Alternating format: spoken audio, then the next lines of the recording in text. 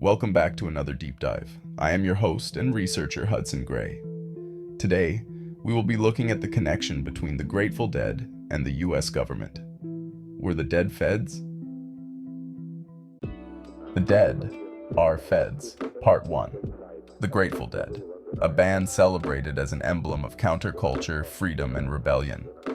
For decades, their music and ethos have symbolized a movement against the establishment, embracing peace, love, and personal liberation.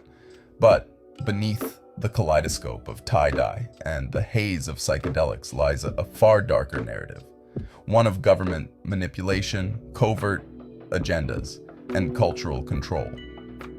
What if the Grateful Dead's rise to fame was not the organic grassroots phenomenon it appeared to be, but rather a calculated operation intertwined with the machinations of secretive programs like the CIA's MK Ultra?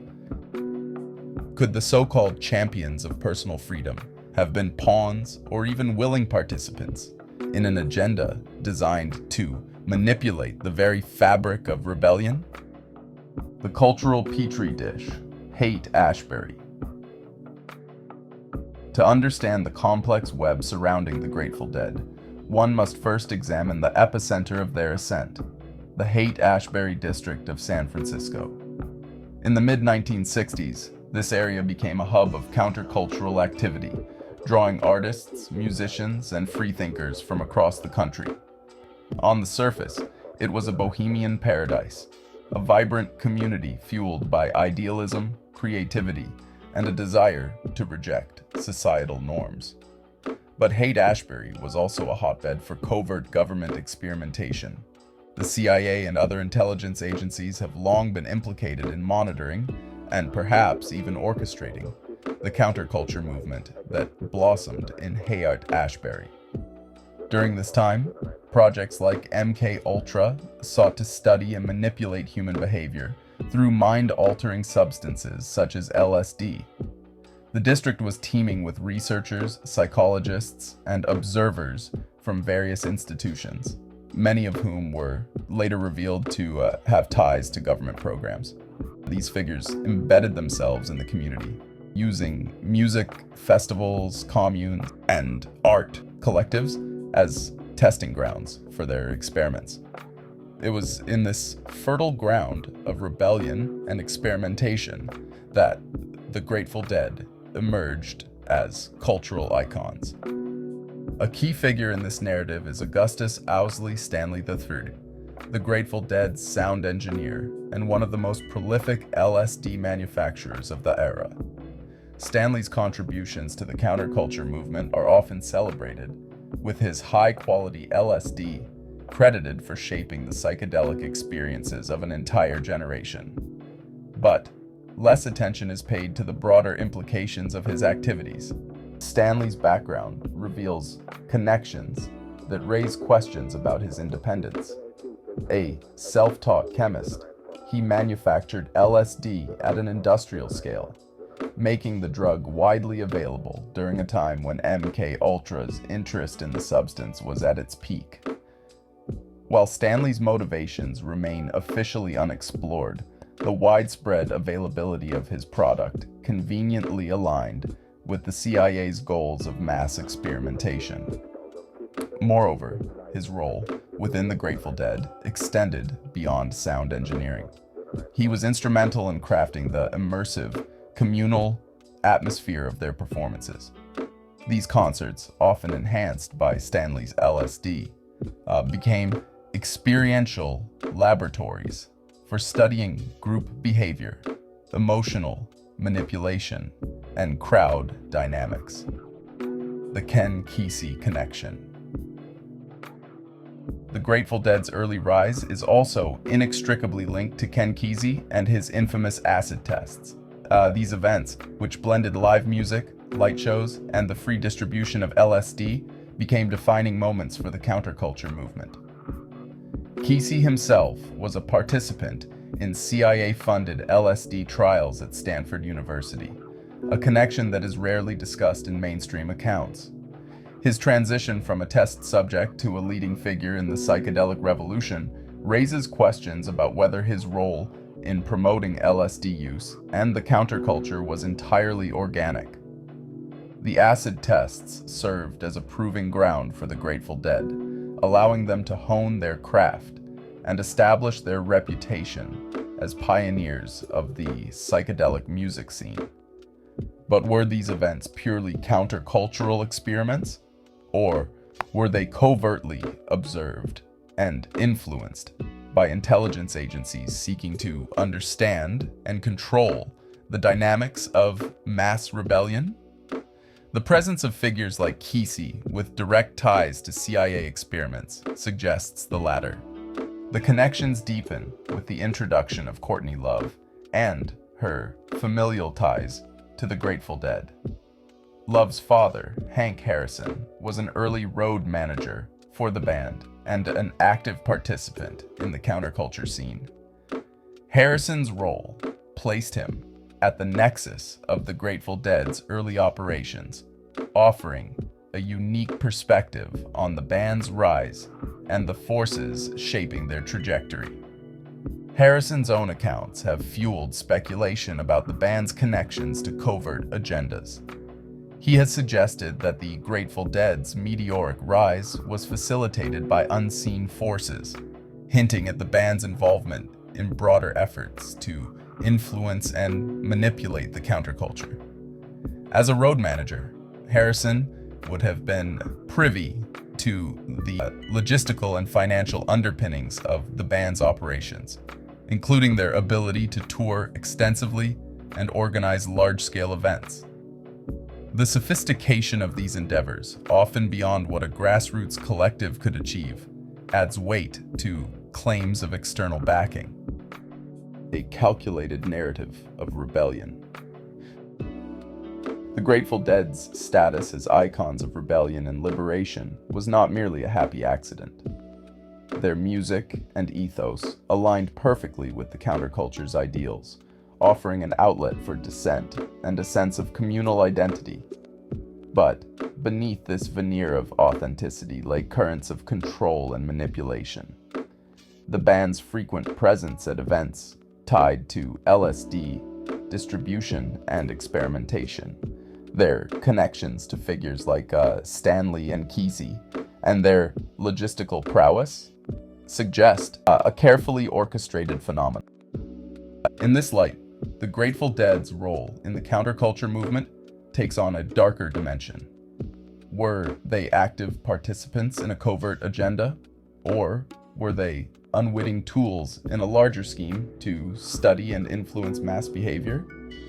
As the narrative unfolds, it becomes clear that their legacy is more complex than the idyllic image of peace and love that has been immortalized in popular culture. Closing the curtain on innocence.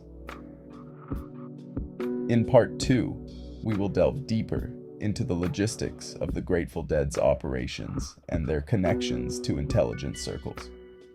We will also explore the broader implications of their rise within the context of MKUltra and other covert programs.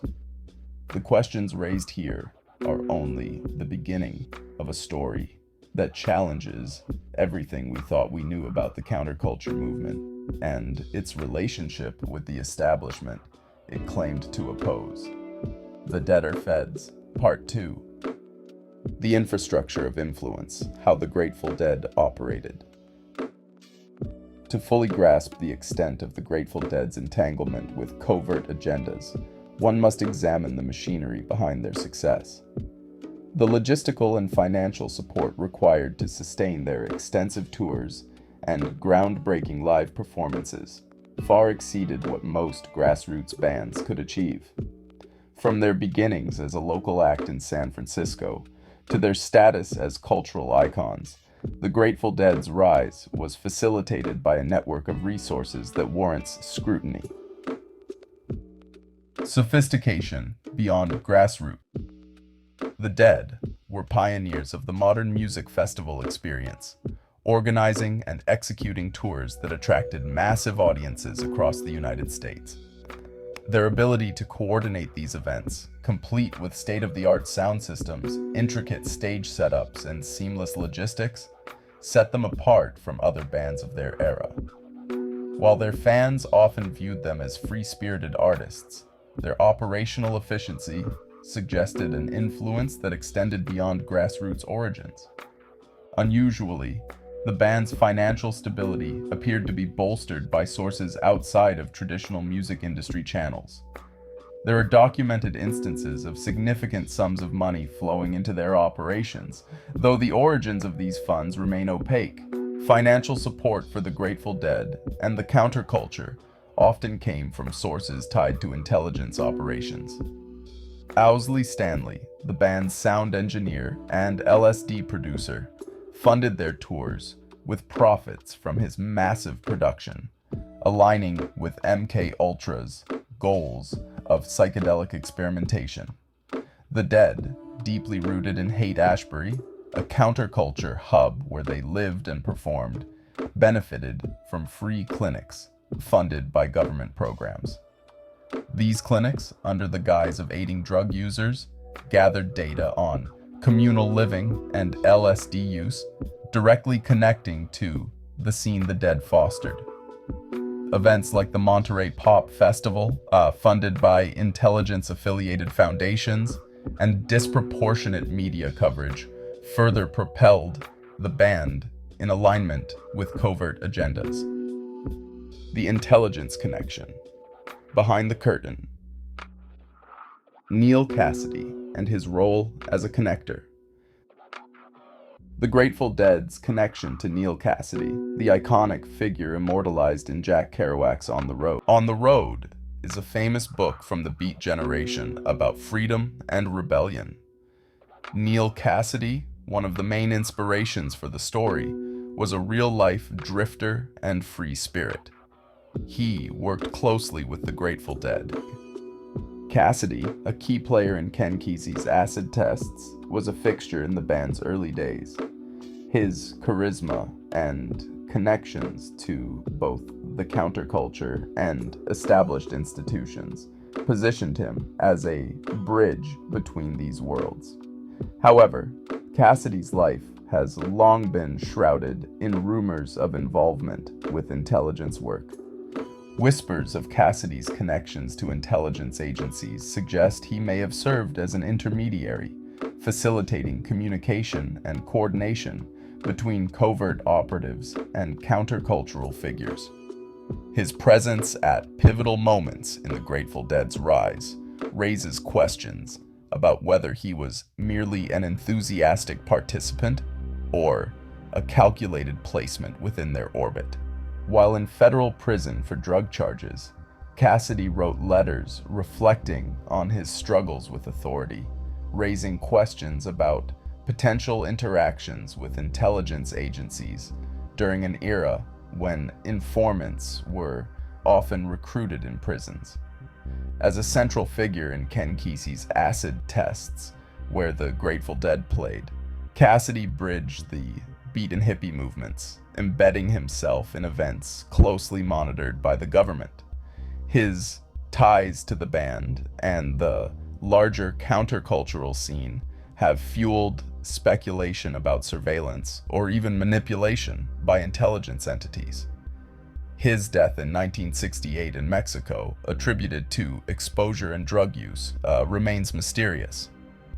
Found near railroad tracks in a delirious state, the circumstances of his demise leave lingering questions about whether it was an accident or part of a larger web of control and experimentation tied to the very movements he helped shape. The curious case of Monterey Pop Festival. The Grateful Dead's refusal to be filmed at the 1967 Monterey Pop Festival has been celebrated as an act of defiance against commercialization. However, this decision also ensured that their performances and the surrounding crowd dynamics remained undocumented. Intelligence agencies known to use large gatherings for data collection and observation had a significant presence at events like Monterey Pop. The absence of official footage of the Dead's performance creates a gap in the historical record that raises questions about what may have transpired during their set. The festival itself was a microcosm of the counterculture movement, drawing massive crowds and creating an ideal environment for studying mass behavior. Reports suggest that intelligence operatives embedded themselves within the audience, using the event to gather information on political sentiments, group dynamics, and the effects of psychedelics. The Grateful Dead's participation, or deliberate lack thereof in terms of documentation, places them squarely within this narrative. The role of LSD as a social tool.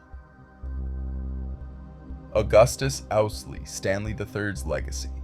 The influence of Augustus Owsley Stanley III on both the Grateful Dead and the broader counterculture movement cannot be overstated. As the band's sound engineer and a prolific LSD manufacturer, Stanley's contributions shaped the Dead's live performances and the psychedelic experiences of their audiences. However, his role also intersects with the goals of MK Ultra, which sought to use LSD as a tool for social experimentation and control.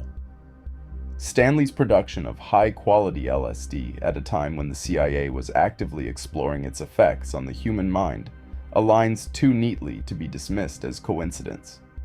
His ability to operate on such a large scale, with minimal interference from law enforcement, suggests a level of protection or oversight that remains unexplained. Was Stanley's work purely independent, or was he a willing participant in a broader agenda to shape the counterculture through psychedelics? The acid tests as experimental grounds. The acid tests, hosted by Ken Kesey and attended by the Grateful Dead, were seminal events in the history of the counterculture. These gatherings blended music, art, and LSD in an immersive environment that pushed the boundaries of collective experience. While often romanticized as expressions of free-spirited rebellion, the acid tests also served as de facto laboratories for studying the effects of psychedelics on large groups.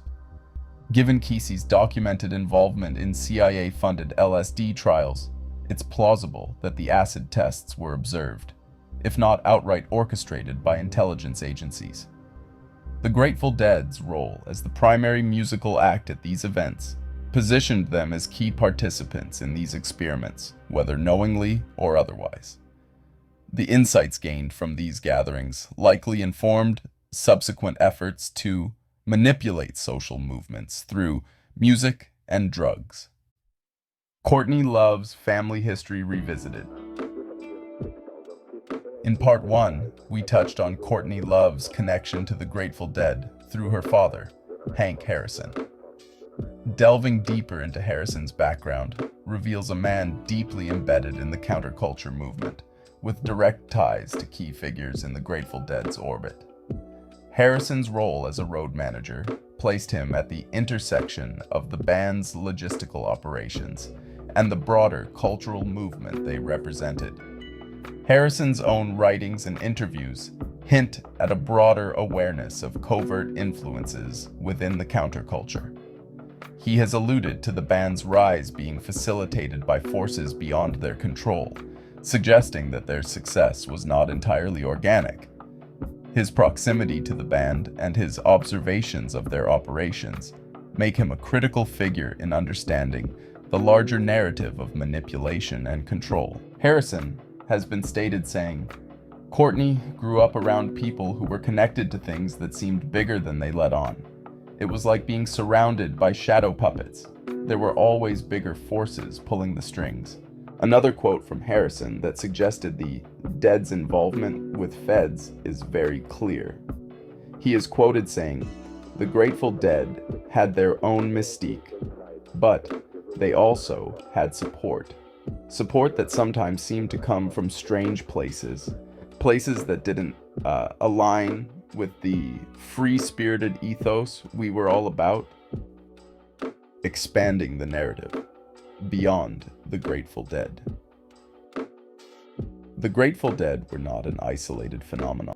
Their integration into the counterculture movement coincided with similar patterns observed in other artists, writers, and cultural figures of the era. The CIA's documented efforts to influence public sentiment through programs like MK Ultra and COINTELPRO extended beyond the music scene, targeting any platform capable of shaping societal norms and ideologies. The parallels between the Grateful Dead and other cultural icons suggest a coordinated effort to co-opt rebellion and use it as a tool for social engineering. By providing controlled outlets for dissent, these efforts redirected energy away from genuine resistance and toward more manageable expressions of rebellion. The looming questions. As we dig deeper into the Grateful Dead's connections to intelligence agencies, the questions become increasingly urgent. Were the Dead willing participants in a covert agenda, or were they pawns in a game they barely understood? What role did figures like Neal Cassady, Augustus, Owsley, Stanley III, and Hank Harrison play in shaping their trajectory? The web of influence surrounding the band points to a much larger story of control, deception, and the subversion of ideals. The Dead Are Feds, Part 3. The legacy of manipulation, rewriting the counterculture narrative. As we reach the conclusion of this intricate narrative, the question remains, what was the ultimate goal behind the Grateful Dead's entanglement with intelligence agencies, covert agendas, and social engineering? To answer this, we must confront the broader implications of their rise and the carefully crafted illusion of rebellion that defined the counterculture movement of the 1960s and beyond. A Trojan horse for rebellion. At their core, the Grateful Dead symbolized freedom. Freedom of thought, freedom of expression, and freedom from societal constraints. Their music and ethos provided a rallying point for a generation disillusioned by the Vietnam War, civil rights struggles, and the suffocating grip of traditional authority. But beneath this veneer of liberation, their rise can be seen as a Trojan horse for rebellion, one that channeled the energy of dissent into controlled and predictable outlets. The band's concerts became rituals of collective euphoria, where thousands gathered to experience music, drugs, and a sense of community. These gatherings offered a release valve for social tension, but also served as ideal environments for observing and influencing mass behavior.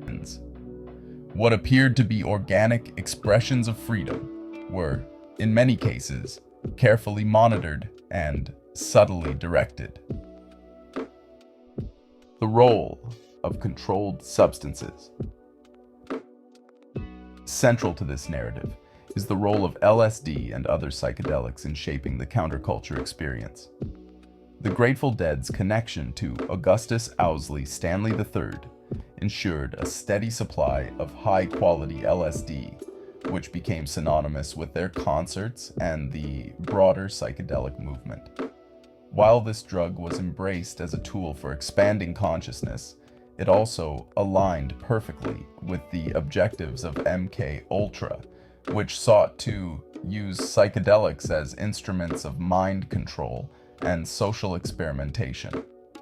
The widespread use of LSD at Dead concerts and other countercultural events created a feedback loop of experimentation and observation. Attendees believed they were participating in a movement of self-discovery and enlightenment, but their experiences were often shaped by forces they could neither see nor comprehend. The question remains, to what extent were the Grateful Dead complicit in this process, and to what extent were they themselves manipulated? Courtney Love, A Legacy of Influence. The narrative of manipulation and control extends beyond the Grateful Dead and into subsequent generations of cultural icons. Courtney Love's connection to the Dead through her father, Hank Harrison, places her within this continuum of influence. Love's rise to prominence in the 1990s alternative music scene echoes many of the patterns observed in the Dead's trajectory, a figurehead of rebellion whose life and career intersected with larger forces of control. The tragic death of Kurt Cobain, Love's husband, and the voice of a generation further underscores this theme. Cobain's anti-establishment ethos and immense cultural influence positioned him as a potential target for those who sought to neutralize dissent. Love's role in shaping the narrative surrounding Cobain's life and death, whether as an active participant or an unwitting pawn, has fueled ongoing speculation about her place in this web of influence. Here are some quotes from Kurt Cobain about what he thought of the Dead. "I wouldn't wear a tie-dyed t-shirt unless it was dyed with the urine of Phil Collins and the blood of Jerry Garcia." Melody Maker, 1992. "I like to blame my parents' generation for coming so close to social change then giving up." Cobain wore a t-shirt that read, "Punk's not dead," and "Kill the Grateful Dead," emphasizing his disdain for their culture and music. The patterns persist. Love's career and public persona reveal striking parallels to the Grateful Dead's legacy. Both became symbols of rebellion while operating within a framework that facilitated their rise. Both were tied to figures with connections to intelligence agencies and covert agendas, and both left behind legacies that continue to inspire questions about the true nature of their success and the forces that shaped it. The broader implications. The story of the Grateful Dead and their connections to intelligence agencies is not an isolated phenomenon. It reflects a larger pattern of cultural manipulation, where art, music, and rebellion are co-opted to serve hidden agendas. From the counterculture movement of the 1960s to the grunge scene of the 1990s, these patterns reveal a concerted effort to control the narrative of dissent. The implications of this manipulation are profound.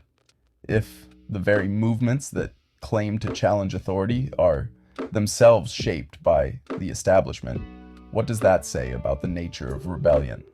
Are we truly free to resist? Or are we unwitting participants in a cycle of control that reinforces the status quo? The final threads. As we piece together this narrative, the evidence points to a disturbing conclusion. The Grateful Dead's role in the counterculture was not merely the result of artistic talent or serendipity. It was the product of a complex interplay between organic rebellion and calculated influence, with a vested interest in shaping and containing that dissent. The connections to figures like Augustus Owsley, Stanley III, Ken Kesey, Neal Cassady, and Courtney Love reveal a web of influence that extends far beyond the band itself. These connections suggest a coordinated effort to use music and culture as tools of social engineering, creating controlled environments where rebellion could be studied, influenced, and ultimately neutralized. Resistance. The Dead are more than a band. They are a symbol of a paradox, a movement that promised liberation while existing within a framework of control. Their story reminds us that the search for truth requires vigilance, discernment, and a willingness to confront the uncomfortable realities that lie beneath the surface. The Grateful Dead's legacy is a complex tapestry of art, influence, and manipulation. Their rise to prominence, intertwined with the counterculture movement and covert agendas, reveals a story that is as troubling as it is compelling. As we close this chapter, the questions linger. How many other icons of rebellion have been shaped by unseen forces? How many of our cultural touchstones are the products of manipulation rather than organic expression? The answers may remain elusive, but the search for truth is its own form of rebellion. To question, to investigate, and to challenge the narratives we are given, this is the ultimate act of resistance.